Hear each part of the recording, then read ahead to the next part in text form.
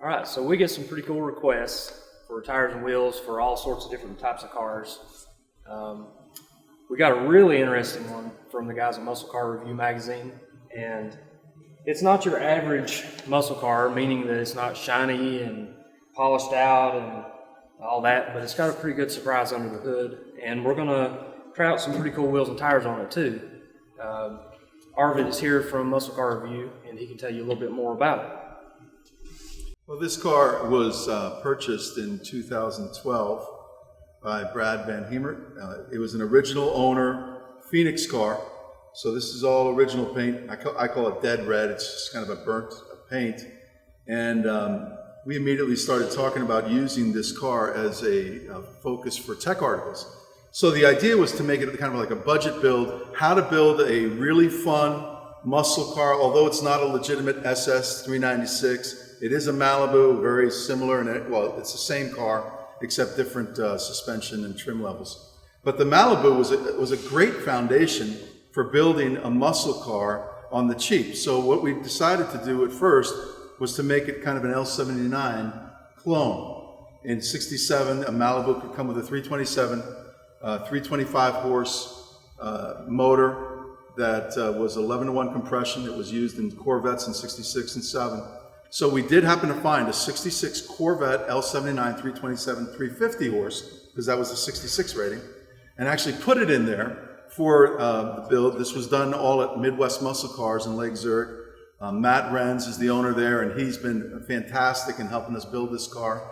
So Matt and then Howie Hoffman, we kind of put the motor in and backed it up with a Hayes clutch, and then an M22 Muncie Rock Crusher. Rock Crusher is kind of that gear whine, but the gears are cut in a way that was more conducive to drag racing, so they called it the Rock Crusher. So 327 L79 motor with a Rock Crusher trans, and then we had a strange rear built with 410 gears, Eaton Posi, strange axles, and then Quartermaster gave us a 3.5-inch drive shaft. So we, with that small block combination, it could have been really a really stout machine. But then the 327 was a bit tired, so we decided to either figure out whether to rebuild the motor, should we get a new crate stroker small block, and then of course we started thinking maybe it was time to consider a change to a big block power. Who doesn't want big block power? So long story short, I started getting really focused on getting big block power for this car. And then I read Chevrolet Performance listing for crate motors, and they were touting their ZZ427 motor as a late model L88 motor. And essentially similar power output levels and just kind of the same feel, that it was a radical 427 that would rev quickly, relatively speaking, in big block terms. So Drew Harden at SEMA went to Dr. Jamie Meyer of Chevrolet Performance, and he ran by this project that we were working on. It had a small block. We were thinking of upgrading to a big block. We saw that you're touting this 427, ZZ427 crate motor as a modern day L88, which is of course 1967. So could we possibly work something out where you could supply that motor for this car? And we by the way, by then we'd been calling it the Malibeater. And could you consider supplying that motor for this car? And then we told them right up front that we didn't want it to look like a brand new crate motor.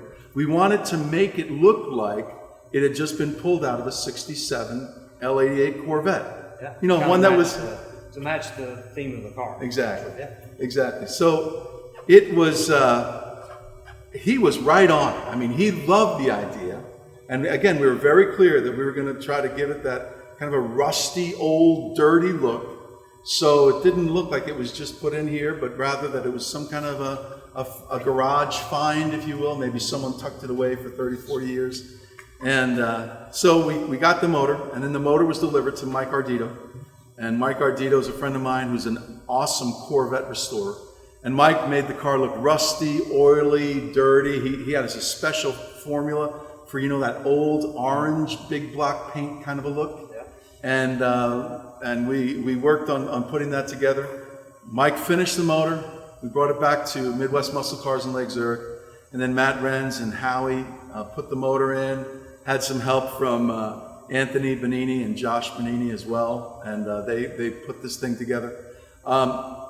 Took the car to Carcraft Nationals. The car ran perfect. I mean, this motor is so awesome. It's powerful, revs quick. It's the perfect stick motor for a big block motor. Perfect big block stick motor, and especially with the 410 gears, works great. So the idea that we thought of now is, okay, now what do we do with this car? Well, tires and wheels, stance, sort of define the look of a car. So what kind of wheels and tires should we put on this car? Well, we had some junk old tires that we threw on it, but that's why we called Coker Tire, because we thought, well, maybe it'd be kind of cool to compare three sets of tires, and just to see how different a set of tires can totally change the look of the car. Yeah. So we called Coker Tire, and I've frankly always wanted to come down here anyway, but this gave me a really good excuse to see the people at Coker Tire, because I love what they're doing. I love the company. I think Mr. Coker is an awesome representative for your company, and he's just a fun guy to watch. Anyway, so we came down here. The idea is to sort of give it maybe more of a stock look for one set of tires. And then the second set of tires, we were thinking kind of a highway tall tire, something that you would see on Power Tour going about 1,000 or 2,000 miles. And especially with the 410 gears, I need a tall tire to live on the highway. Right now, at 55 miles an hour on a shorter tire, that car is screaming at like almost $3,000 right now. So I need a taller tire anyway, and we want to do Power Tour next year, and there's a couple other Carcraft shows we're going to go to. So then a tall, skinny look for kind of highway cruising. And then we wanted kind of the bad boy 70s street machine look. So when I had my 65 GTO, man, I had the Ansons all the way around, 15 by 9s in the back, air shocks, jacked it way up, and had the tires hanging out the rear wheels. I mean, you have to have that look. You have to try that look. So that's why you and I talked about putting that skinny fronts and big fat tire in the back. So yeah, those three sets of tires I thought would be a nice way to sort of change the look of the car and really give it a kind of a fun way of putting an article together for Muscle Car Review magazine.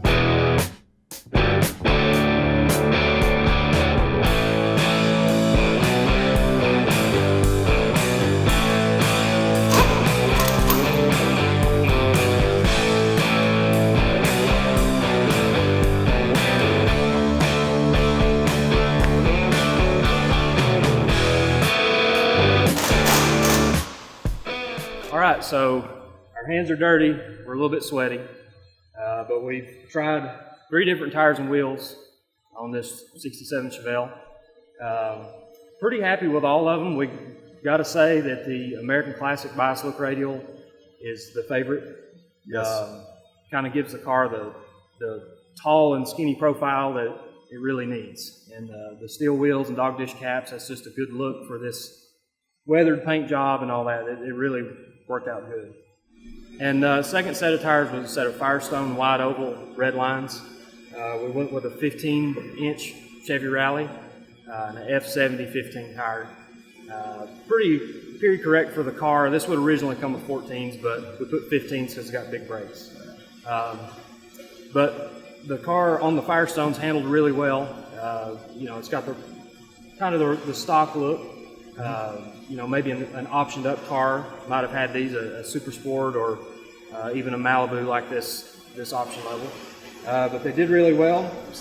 All right, the third and final set of tires and wheels that we put on the Chevelle is M&H Racemaster. We put some little skinnies on the front, mounted to rocket fuel wheels. And on the back, we put some really big cheater slicks on it. And even had to air up the air shocks on the back to get them to fit. So that was a pretty cool deal. It kind of gives it a early 70s look, which is cool. We like it. Cool street machine look. And now those drive a little bit different because it's a skinny tire on the front, but that's kind of what you're asking for with race tires on the street. Exactly. But they are DOT approved. They're just not Great. It is that 70s street machine look that we were going for with those. Absolutely. Not necessarily the best handling tire combination, but still a cool look. Yeah, very cool. And I'm glad that we were able to get all this in and get some good, cool pictures and plenty of cool video too of all three combinations. Appreciate you bringing this car all the way down from Illinois. That's a big haul. It's been a lot of fun. Really has been. Thanks. We appreciate it, and maybe we'll see some pictures of this in Muscle Car Review here in the next few months. That's for sure. No questions. Well, thank you. All right. Thank you. All right.